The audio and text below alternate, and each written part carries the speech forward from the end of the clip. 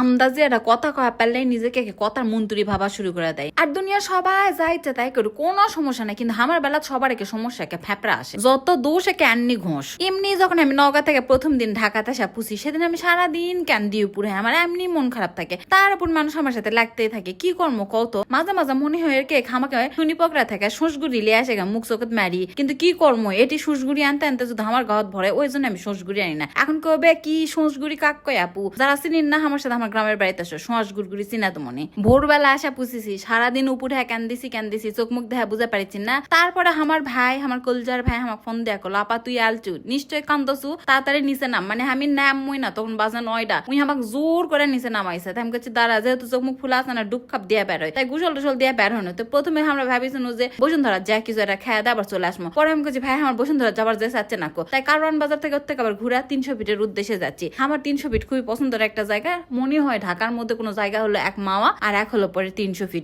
গেলে না ফাঁকা ফুকা ভাল লাগে। এই সুন্দর সুন্দর প্রাকৃতিক পরিবেশ দেখা মনটা খানা ফ্রেশ করে লাও। তোমাকে মনের মধ্যে যে জাং ধরিছে বেশিক্ষণ কিন্তু ব্যাসপিন না কো। তাই পরে গেলে সমালোচনা বাদ দেয়, নিজে ক্লিয়ার সমালোচনা আলোচনা যা আছে গন্তব্য মন্তব্য সব করো, এতে করে তুমি ভালো থাকবেন, তোমারই অবস্থা ভালো হবে। আমার চিন্তা তোমাকে করা লাগবে না, আমি কি করবো কি করে এখন কি করবো না কি হবে, আমার চিন্তা আমাকে কি করবা দাও। তোমরা যদি আমার এতই ভালো বুঝলেন হিনি, তাহলে প্রত্যেক মাসে আমার খরচপাতি দিয়া পাঠালেন হিনি। তোমরা যে আমার ভালো চান না সেটা আমি ভালোই বুঝি। তো কুটনামো করলে যে মানুষ মানুষের ভালো চায় তা লয়কো, মানে সর্বোচ্চ খারাপ লেভেলের কাজ হলো এই কুটনামো। তোমরা কোয়েশন ছাড়বেন সেটা আমাকে কইও, সেই উপলক্ষে তোমাকে একদিন আমি 300 পিটলে এসে পিঠা খিলামো। ঢাকা শহরের কথা কচ্ছু বু, একটা থেকে একটা যাওয়ার দূরত্ব মাত্র হলো পরে 10-12 মিনিট, কিন্তু যে জ্যামটা পরে ওই জ্যামেতে লাগে যায় 1 ঘন্টা 2 ঘন্টা। আর এই 300 ফিটের রাস্তা উঠতেই না উঠতে মানুষের এমন করে মোটরসাইকেল চালায়, আর মোটরসাইকেলের শব্দ শুনে আমার জিয়ের পিলিটা উড়া চলা যায়। ঢাকার সব থেকে সুন্দর লাগে আমার গাড়ির মধ্যে এই বিশ্ব রোডটা, এত সুন্দর লাগে চারিদিকে ঝিকঝাক ঝিকঝাক ঝিকঝাক। যাই হোক, এখন চলে আনো 300 ফিটের এদিকে, অবশ্যই যাচ্ছে কিছু না কিছু খাবার। আর তোমরা জানি না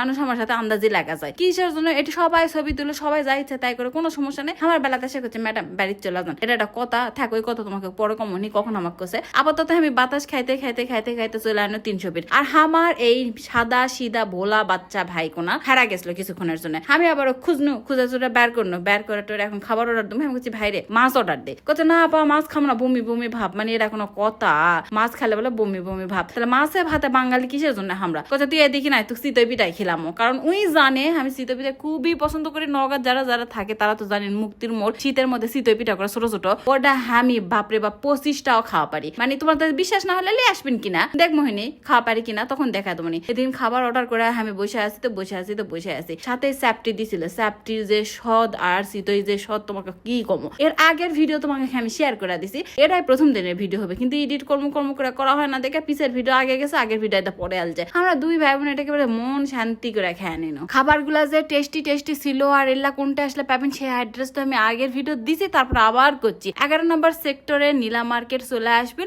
আলেই দেখবেন সরাইখানা নামের একটা রেস্টুরেন্ট, ফ্রেশ আর লেক ভিউ। এটি প্রথমে আমরা এটা নামি চিরানা খেয়াটা লিয়া টিয়া দেখি মানুষ খেলে আনাগোনা করছে, আমাকে দেখে করছে এই নওগাঁ বাড়ি লয়, এটা নেপু লয়, এটা মোবাইলে বিজনেস করে না, কিন্তু কোন শালা আমার সামনে এসে কিছু কওয়া পারে না। তাতেই বুঝলো মানুষের যত ঘুষবুস ফুসফুস সব আমার পিছনে, আমার সামনে এসে কারো কথা বলার আর কোনো সাহস নাই। তারপরে যা না মনের সুখে দুলনা খেনো, দুলনা টুলনা খেয়ে আমি 300 ফিটের রাস্তায় তেলছি না, ছবি টবি তুলবো। ওটি ফটোগ্রাফার দিয়ে সবাই ছবি তুলিচ্ছে, কোনো সমস্যা নাই, কারণ ওটি 100 জন মানুষের মতো আছে। কিন্তু আমি একাই যখন এটা দাঁড়া থেকে একটা ছবি তুলেছি, এক গাড়ি আর্মি আশা করছে কি ম্যাডাম প্লিজ চলে যান। মানে এটা কোনো কথা হলো, মানে আমার সাথে ইনকারা হওয়া লাগে। আমি কি করেছি ভাই কও, তোমরাই আমাকে কও, আমার কোনো অপরাধ আসলো? তো যাই হোক, আজকে যা যা পরিধান করছি সবই আমার পেয়েছে। এই মনের দুঃখে আমার মনে হলো না ডেজার্ট টাইপের কিছু খাই। আমাকে সেক্টরের মধ্যে ঢুকে আমার ভাই কলো তুই আইসক্রিম খাওয়া দেয় বাড়ি চলে যায় ঘুমা। এইভাবে আমার দিন শেষ হয়ে গেল। লাভ, আল্লাহ হাফেজ।